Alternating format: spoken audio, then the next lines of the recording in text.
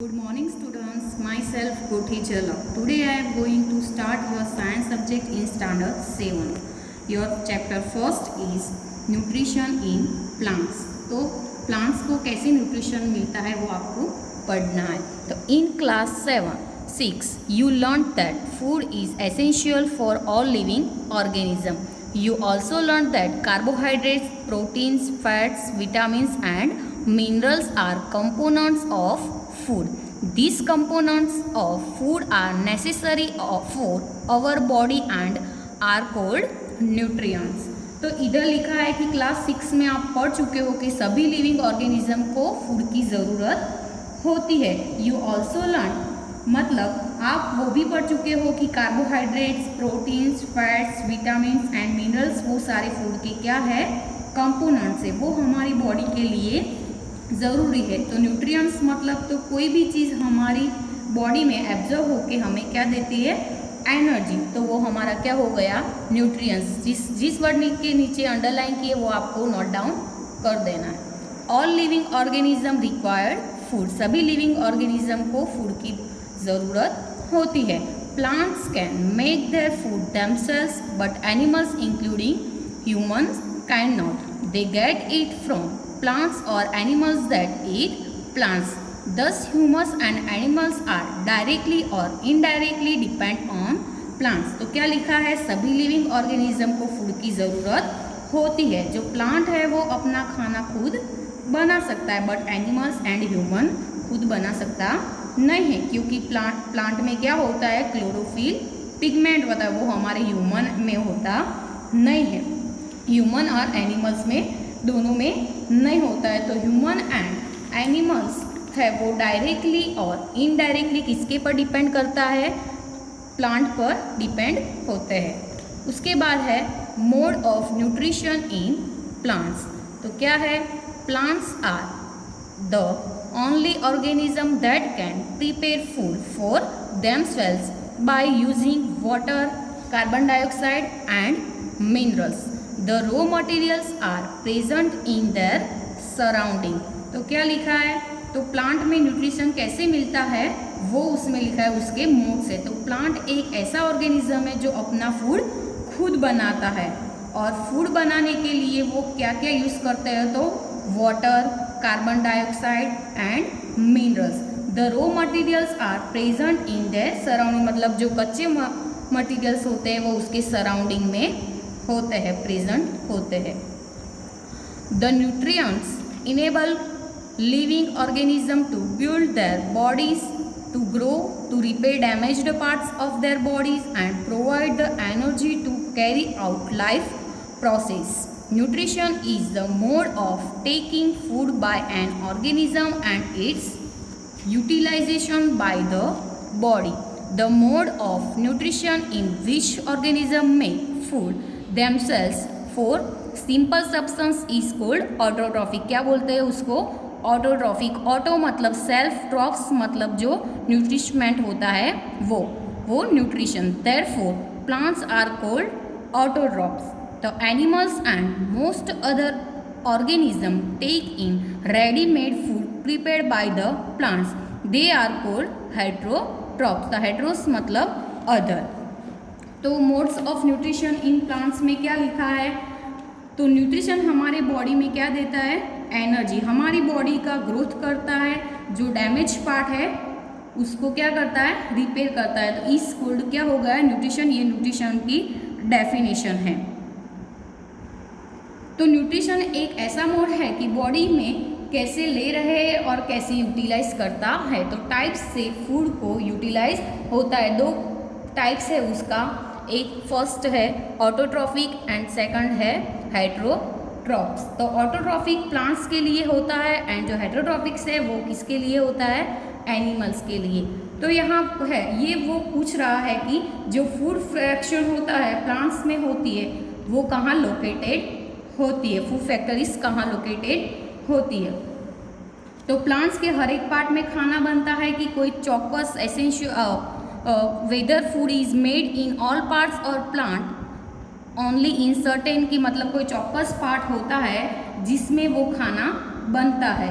तो plant raw material surrounding में से कैसे लेते हैं और कैसे प्लांट की फूड फैक्ट्रीज में वो ट्रांसफ़र करता है। उसके बाद क्या है, photosynthesis, food making process in plants. तो leaves are the food factories of plants. The synthesis of food in plants occurs in leaves. Therefore, all the raw materials must reach there. Water and minerals present in the soil are absorbed by the roots and transported to the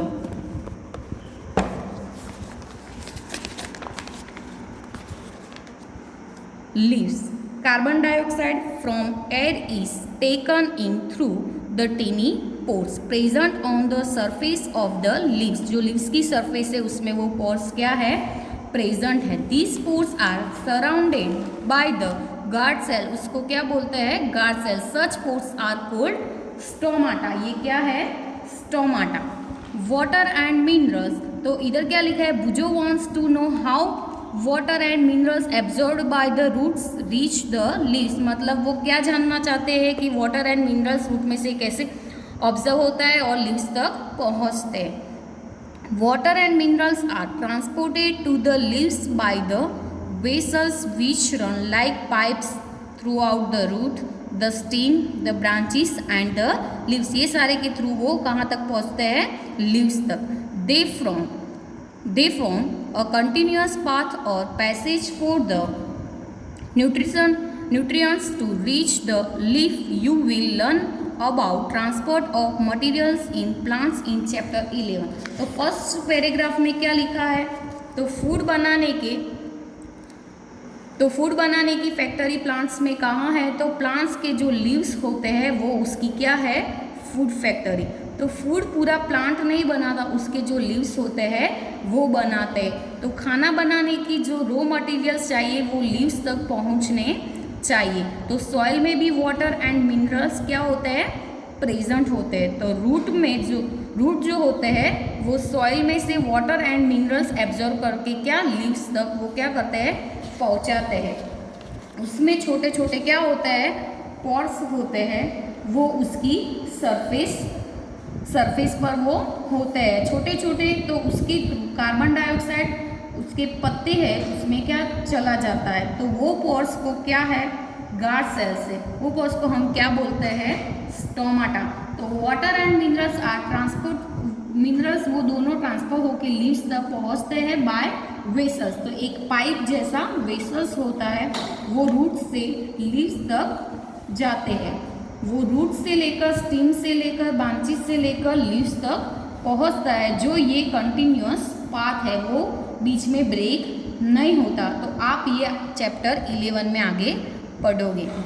तो पहली wants to know what is so special about the leaves that they can synthesis food but other parts of the plant can not. मतलब जो leaves है वो ही क्यों food बनाता है, दूसरे पार्ट से प्लांट के वो क्यों नहीं। तो the leaves have a green pigment is called chlorophyll. मतलब लीव्स को क्या है, ग्रीन पिगमेंट होता है, तो उसको हम क्या बोलते हैं, chlorophyll. It helps leaves to capture the energy of the sunlight.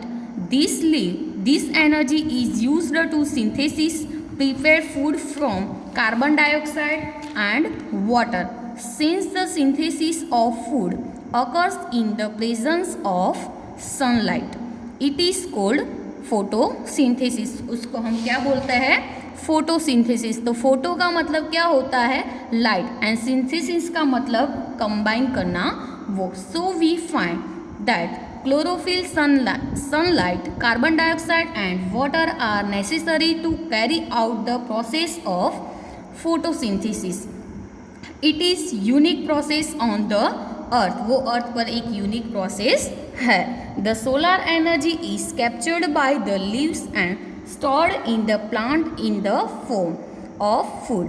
The sun is the ultimate source of energy for the all living organism. तो सन क्या है, सभी लिविंग ऑर्गेनिज्म के लिए अल्टीमेट सोर्स है। तो क्या है, the leaves have a green pigment. मतलब लीव्स को क्या है, ग्रीन पिगमेंट। मतलब जो लीव्स में ग्रीन पिगमेंट होता है उसको हम क्या बोलते हैं, क्लोरोफिल बोलते हैं। और वो भी हेल्प करता है सनलाइट की एनर्जी को कैप्चर करके, एनर्जी यूज करके जो लीव्स है, लीव्स में कार्बन डाइऑक्साइड एंड वाटर है उसको फूड बनाएगा। तो लीफ के पास 3 रॉ मटेरियल्स है, water, carbon dioxide and minerals.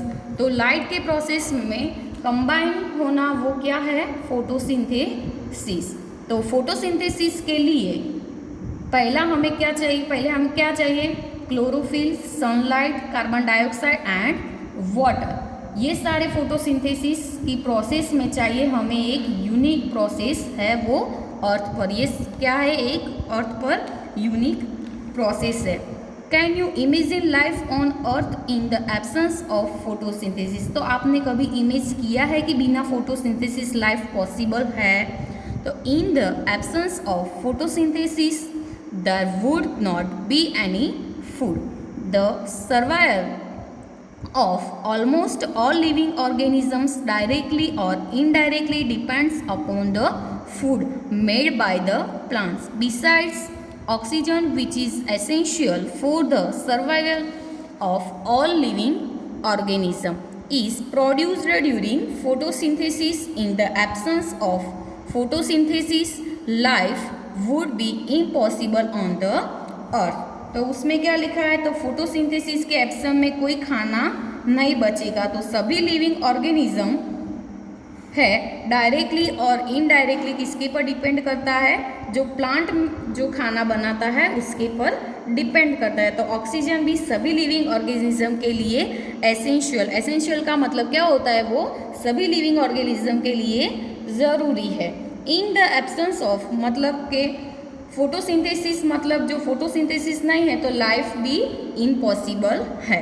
तो during photosynthesis chlorophyll containing cells of leaves figure 1.2 में दिया है। फिगर 1.2 में आपको फर्स्ट ए लीफ करके दिया है, second a section of through a leaf के जो सेक्शन है वो दिया है, और सी में क्या दिया है, स्टोमाटा। तो during photosynthesis chlorophyll containing cells of leaves in the presence of sunlight use carbon dioxide and water to synthesis carbon dioxide.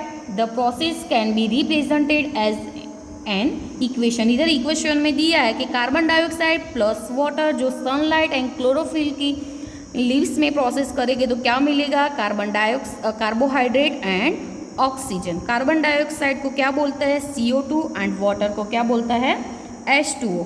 इधर आपको सेक्शन ऑफ थ्रू लीफ के दिए, ये उसकी सरफेस पर क्या है, गार्ड सेल्स है, ये क्या है, स्टोमाटा। और इधर क्या दिया है, क्लोरोफिल।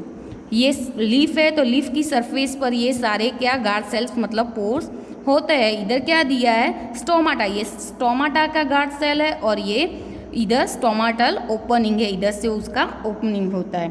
फिगर 1.3 में डायग्राम शोइंग फोटोसिंथेसिस का डायग्राम दिया है। तो ये क्या है, एक प्लांट दिया है, उसमें ये क्लोरोफिल इन अ लीफ। तो लीफ में क्या है, क्लोरोफिल। इधर जो रूट्स है उसमें रूट्स में क्या है, वाटर एंड मिनरल्स। जो इधर लीफ में वो क्या है, कार्बन डाइऑक्साइड। जो लीफ है वो कार्बन डाइऑक्साइड एब्जर्व करके क्या देता है, ऑक्सीजन। और इधर से क्या लेते हैं वो लीफ, लाइट एनर्जी।